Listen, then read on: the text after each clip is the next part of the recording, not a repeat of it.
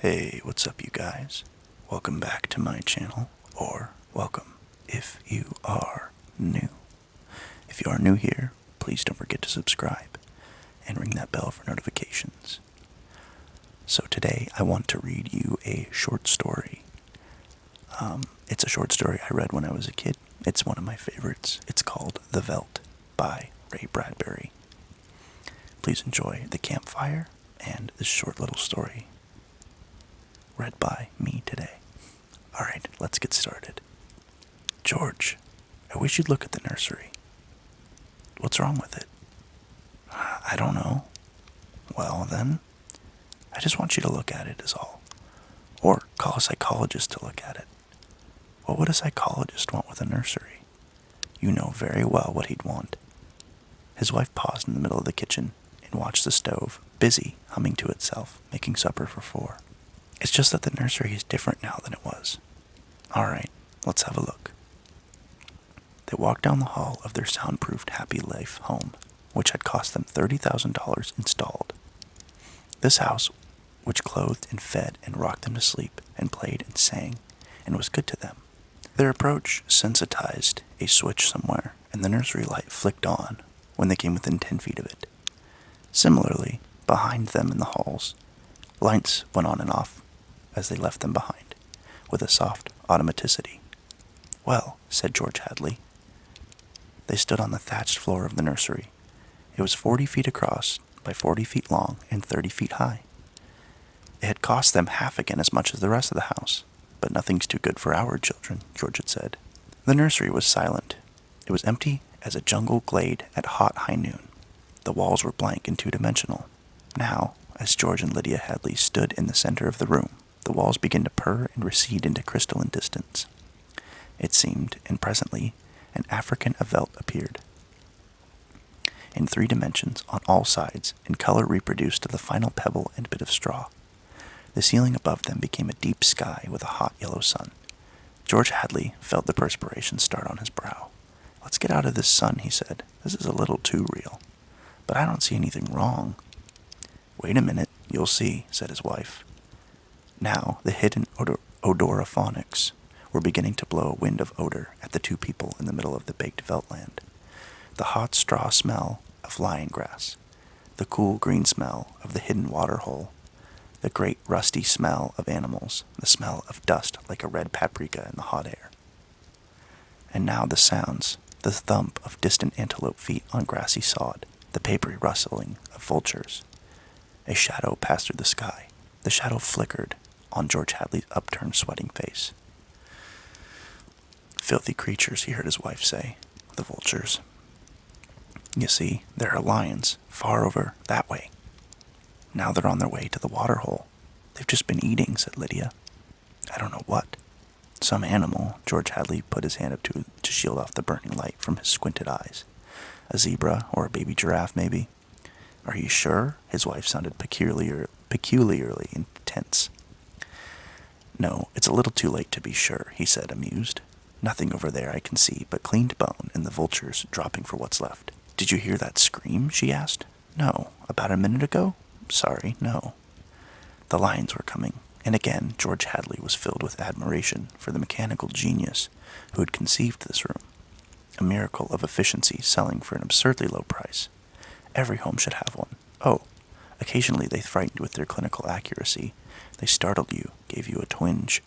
But most of the time, what fun for everyone. Not only your own son and daughter, but for yourself when you felt like a quick jaunt to a foreign land. A change of scenery. Well, here it was. And here were the lions now, 15 feet away, so real, so feverishly startlingly real, that you could feel the prickling fur on your hand, and your mouth was stuffed with the dusty upholstery smell of their heated pelts, and the yellow of them was in your eyes like the yellow of an exquisite French tapestry. The yellows of lions and summer grass, and the sound of matted lion lungs exhaling on the silent noontide, and the smell of meat from the panting, dripping mouths. The lions stood looking at George and Lydia Hadley with terrible green-yellow eyes. Watch out, screamed Lydia. The lions came running at them. Lydia bolted and ran. Instinctively, George sprang after her. Outside in the hall, with the door slammed, He was laughing and she was crying, and they both stood appalled at each other's reaction. George! Lydia! Oh, my dear, poor sweet Lydia. They almost got us. Walls, Lydia, remember, crystal walls, that's all they are. Oh, they look real, I must admit. Africa in your parlor, but it's all dimensional, super reactionary, super sensitive color film, and mental tape film behind glass screens. It's all odorophonics and sonics, Lydia. Here's my handkerchief. I'm afraid. She came to him and put her body against him and cried steadily.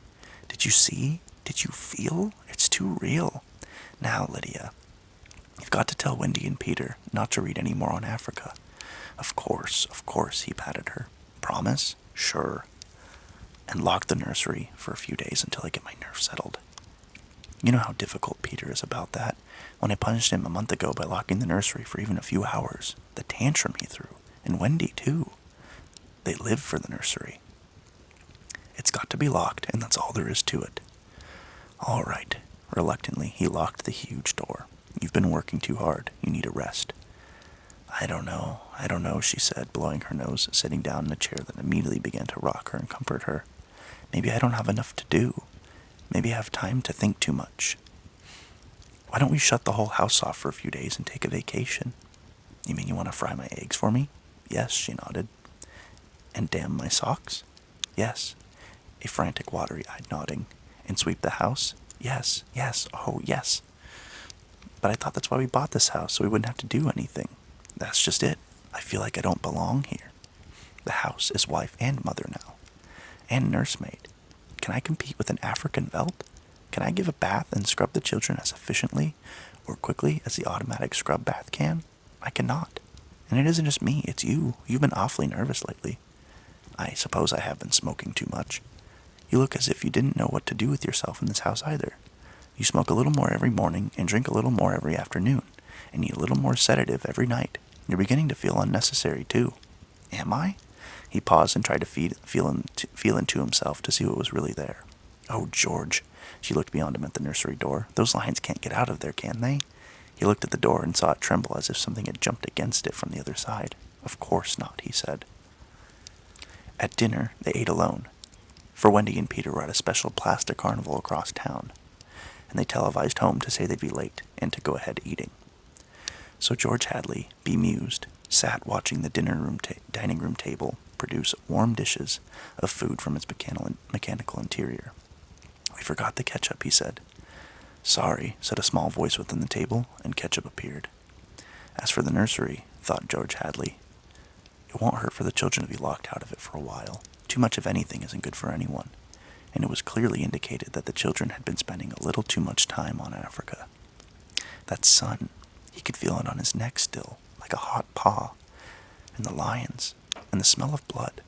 Remarkable, had the nursery caught the telepathic emanations of the children's minds and created life to fill their every desire. The children thought lions, and there were lions. The children thought zebras, and there were zebras. Sun, giraffes, death, and death. That last, he chewed tastelessly at the meat on the table that the table had cut for him. Death thoughts. They were awfully young, Wendy and Peter, for death thoughts. Or no, you were never too young, really. Long before you knew what death was, you were wishing it on someone else. When you were 2 years old, you were shooting people with cat pistols. But this, the long, hot African Veldt, the awful death in the jaws of a lion, and repeated again and again. Where are you going? He didn't answer Lydia. Preoccupied, he let the lights glow softly on ahead of him, extinguished behind him as he padded to the nursery door. He listened against it. Far away, a lion roared. He unlocked the door and opened it. Just before he stepped inside, he heard a faraway scream, and then another roar from the lions, which subsided quickly. He stepped into Africa. How many times in the last year had he opened this door and found Wonderland, Alice and the Mock Turtle, or Aladdin and his magical lamp, or Jack Pumpkinhead of Oz, or Dr. Dolittle, or the cow jumping over a very real-appearing moon. All the delightful contraptions of a make-believe world. How often had he seen Pegasus flying in the sky ceiling, or seen fountains of red fireworks, or heard angel voices singing? But now, It's yellow-hot Africa, this bake oven with murder in the heat. With murder in the heat. Perhaps Lydia was right. Perhaps they needed a little vacation from the fantasy which was growing a bit too real for 10-year-old children. It was all right to exercise one's mind with gymnastic fantasies, but when the lively child mind settled on one pattern, it seemed that, at a distance for the past month, he had heard lions roaring and smelled their strong odor seeping as far away as his study door. But, being busy, he had paid no attention to it. George Hadley stood on the African grassland alone. The lions looked up from their feeding, watching him. The only flaw to the illusion was the open door through which he could see his wife, far down the dark hall, like a framed picture, eating her dinner abstractedly. "Go away," he said to the lions. They did not go. He knew the principle of the room exactly. You sent out your thoughts, whatever you thought would appear. "Let's have Aladdin in his lamp," he snapped. The Veltland remained. The lions remained. "Come on, room. I demand Aladdin," he said. Nothing happened. The lions mumbled in their baked pelts. "Aladdin!" He went back to dinner. "The fool's room's out of order," he said. "It won't respond." Or what? "Or it can't respond," said Lydia, "because the children have thought about Africa and lions and killing so many days that the room's in a rut." Could be. Or Peter set it to remain that way. Set it. He may have gotten to the back machinery and fixed something. Peter doesn't know machinery. He's wise. He's a wise one for 10, that IQ of his. Nevertheless, "Hello, Mom. Hello, Dad." The Hadleys turned. Wendy and Peter were coming in the front door, cheeks like peppermint candies, eyes bright like blue agate marbles, a smell of ozone on their jumpers from their trip in the helicopter. "You're just in time for supper," said both parents. "We're full of strawberry ice cream and hot dogs," said the children, holding hands, "but we'll sit and watch." "Yes, come tell us about the nursery," said George Hadley. The brother and sister blinked at him and then each other. "Nursery? All about Africa and everything," said the father with false joviality. "I don't understand," said Peter. "Your mother and I were just traveling through Africa with rod and reel.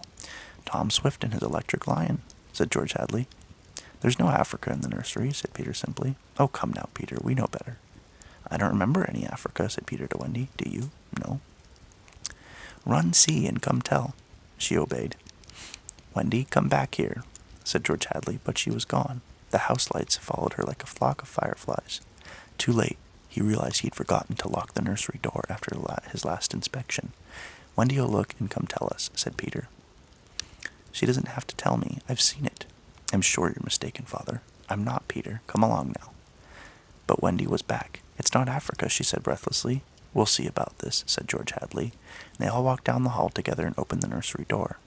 There was a green, lovely forest, a lovely river, a purple mountain, high voices singing, and Rima, lovely and mysterious, lurking in the trees, with colorful flights of butterflies, like animated bouquets, lingering in her long hair.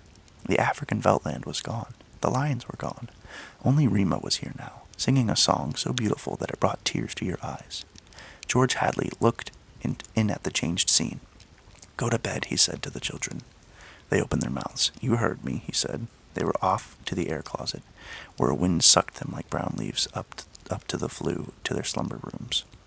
George Hadley walked through the singing glade, picked up something that lay on the counter near where the lions had been, lay in the comber near where the lions had been. He walked slowly back to his wife. "What is that?" she asked. "An old wallet of mine," he said. He showed it to her. The smell of hot grass was on it, and the smell of a lion. There were drops of saliva on it. It had been chewed, and there were blood smears on both sides.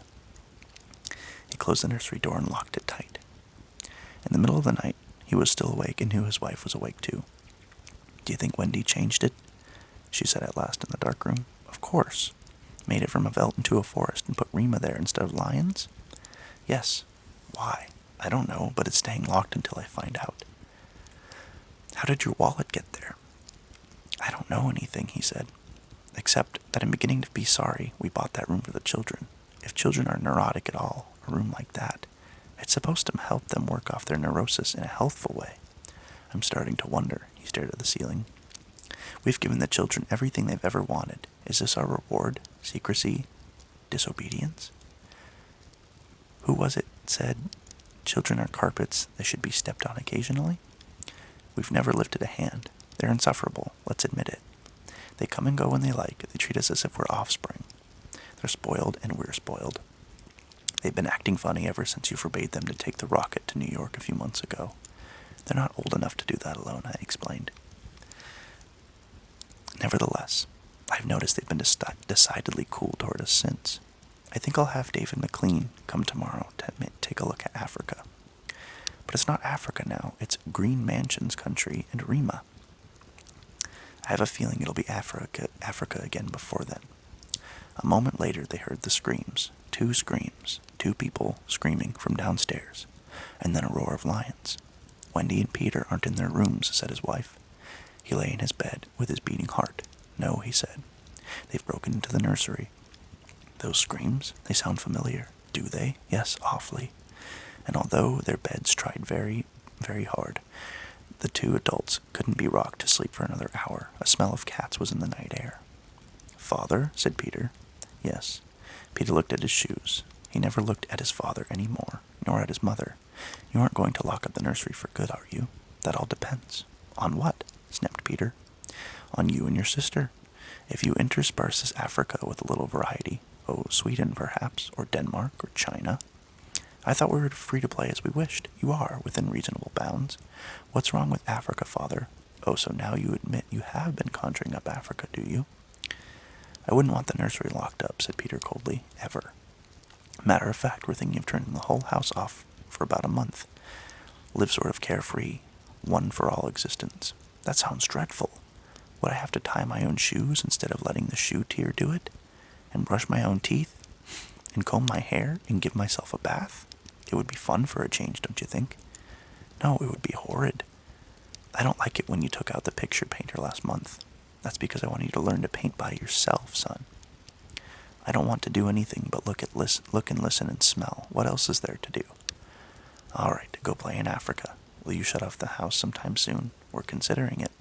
I don't think you better consider it anymore, Father. I won't have any threats from my son. Very well, and Peter strolled off to the nursery. Am I on time? Said David McLean.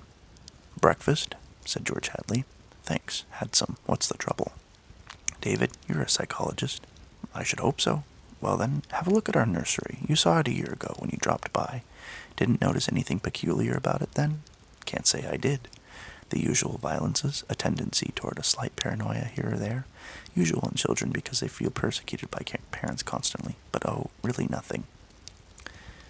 They walked down the hall. I locked the nursery up, explained the father, and the children broke back into it last night. I let them stay so they could form the patterns for you to see. There was a terrible screaming from the nursery. There it is, said George Hadley. See what you make of it. They walked in on the children without rapping. The screams had faded. The lions were feeding.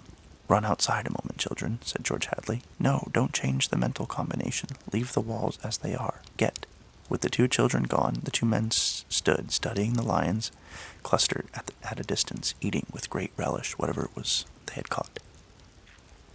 I wish I knew what it was, said George Hadley. Sometimes I can almost see it. Do you think if I brought high-powered binoculars here and...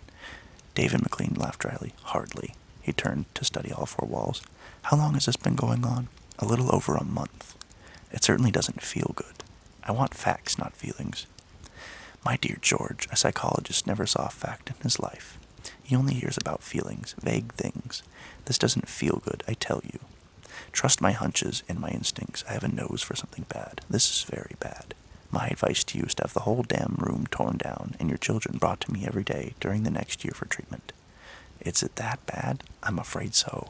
One of the original uses of these nurseries was so that we could study the patterns left on the walls by the child's mind, study at our leisure, and help the child. In this case, however, the room has become a channel toward destructive thoughts instead of a release away from them. Didn't you sense this before? I sensed only that you spoiled your children more than most, and now you're letting them down in some way. What way? I wouldn't let them go to New York. What else? I've taken a few machines from the house and threatened them a month ago with closing up the nursery unless they did their homework. I did close it for a few days to show I meant business. Aha! Does that mean anything? Everything. Where before they had a Santa Claus, now they have a Scrooge. Children prefer Santas. You've let this room and this house replace you and your wife in your children's affections. This room is their mother and father, far more important in their lives than their real parents, and now you come along and want to shut it off. No wonder there's a hatred there. You can feel it coming out of the sky. Feel that sun. George, you'll have to change your life. Like too many others, you've built it around creature comforts. Why? You'd starve off tomorrow if something went wrong with your kitchen. You wouldn't know how to tap an egg. Nevertheless, turn everything off. Start new. It'll take time. But we'll make good children out of bad in a year. Wait and see. But won't the shock be too much for the children, shutting the room up abruptly for good? I don't want them to going any deeper into this, that's all. The lions were finished with their red feast. The lions were standing on the edge of the clearing watching the two men. Now I'm feeling persecuted, said McLean. Let's get out of here. I never cared for these damned rooms. Make me nervous. The lions look real, don't they? Said George Hadley. I don't suppose there's any way. What, that they could become real? Not that I know. Some flaw in the machinery, a tampering or something? No. They went to the door. I don't imagine the room will like being turned off, said the father. Nothing ever likes to die, even a room. I wonder if it hates me for wanting to switch it off. Paranoia is thick around here today, said David McLean. You can follow it like a spore. Hello. He bent and picked up a bloody scarf. This yours? No. George Hadley's face was rigid. It belongs to Lydia.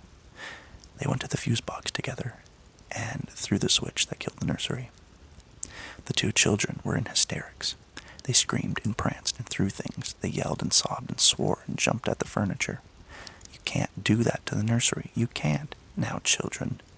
The children flung themselves onto a couch, weeping. George, said Lydia Hadley, turn on the nursery just for a few moments. You can't be so abrupt. No, you can't be so cruel. Lydia, it's off, and it stays off. And the whole damned house dies as of here and now. The more I see of this mess we've put ourselves in, the more it sickens me. We've been contemplating our mechanical, electronic navels for too long. By God. Now we need a breath of honest air.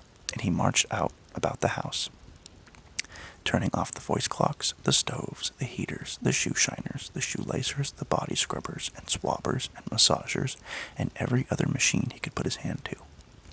The house was full of dead bodies, it seemed. It felt like a mechanical cemetery, so silent, none of the humming, hidden energy of machines, waiting to function at the tap of a button. Don't let them do it, wailed Peter at the ceiling, as if he was talking to the house, the nursery. Don't let Father kill everything. He turned to his father. Oh, I hate you. Insults won't get you anywhere. I wish you were dead. We were, for a long while. Now we're really going to start living. Instead of being handled and massaged, we're going to live. Wendy was still crying, and Peter joined her again. Just a moment. Just one moment. Just another moment of nursery, they wailed. Oh, George, said the wife, it can't hurt. All right. If they'll just shut up. One moment, mind you, and then off forever. Daddy, Daddy, Daddy, sang the children, smiling with wet faces. And then we're going on a vacation. David McLean is coming back in a half an hour to help us move out and get to the airport. I'm going to dress. You turn the nursery on for a moment, Lydia. Just a minute, mind you. And the three of them went off babbling, while he let himself be vacuumed upstairs through the air flue, and set about dressing himself. A minute later, Lydia appeared.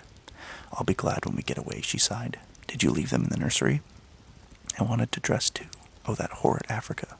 What can they see in it? Well, in 5 minutes we'll be on our way to Iowa. Lord, how did we ever get in this house? What prompted us to buy a nightmare? Pride, money, foolishness. I think we'd better get downstairs before those kids get engrossed with those damned beasts again. Just when they heard the children calling, Daddy, Mommy, come quick, quick, they went down the stairs in the air flue and ran down the hall. The children were nowhere in sight. Wendy? Peter? They ran into the nursery. The Veldt land was empty, save for the lions waiting, looking at them. Peter? Wendy? The door slammed. Wendy! Peter! George Hadley and his wife whirled and ran back to the door. Open the door, cried George Hadley, trying the knob. Why, they've locked it from the outside. Peter! He beat at the door. Open up. He heard Peter's voice inside. He heard Peter's voice outside against the door. Don't let them switch off the nursery in the house, he was saying. Mr. and Mrs. George Hadley beat at the door. Now don't be ridiculous, children. It's time to go. Mr. McLean will be here in a minute, and they heard the sounds the lions on 3 sides of them, in the yellow veldt grass, paddling through the dry straw, rumbling and roaring in their throats. The lions. Mr. Hadley looked at his wife, and they turned and looked back at the beasts edging slowly forward, crouching, tails stiff. Mr. and Mrs. Hadley screamed, and suddenly they realized why those other screams had sounded familiar. "Well, here I am," said David McLean in the nursery doorway. "Oh, hello." He stared at the 2 children seated in the center of the open glade, eating a little picnic lunch. Beyond them was the water hole in the yellow veldt land. Above was the hot sun. He began to perspire. "Where are your mother and father?" The children looked up and smiled. "Oh, they'll be here directly." "Good, we must get going." At a distance, Mr. McLean saw the lions fighting and clawing, and then quieting down to feed in silence under the shady trees. He squinted at the lions with his hand up to his eyes. Now the lions were done feeding. They moved to the water hole to drink. A shadow flickered over Mr. McLean's hot face. Many shadows flickered. The vultures were dropping down the blazing sky. "A cup of tea?" asked Wendy in the silence. And that concludes the short story for today. I hope you guys enjoyed this reading of The Veldt by Ray Bradbury. And I will see you guys in next week's video. Please don't forget to like, comment, subscribe, and ring that bell for notifications. You guys have a good one.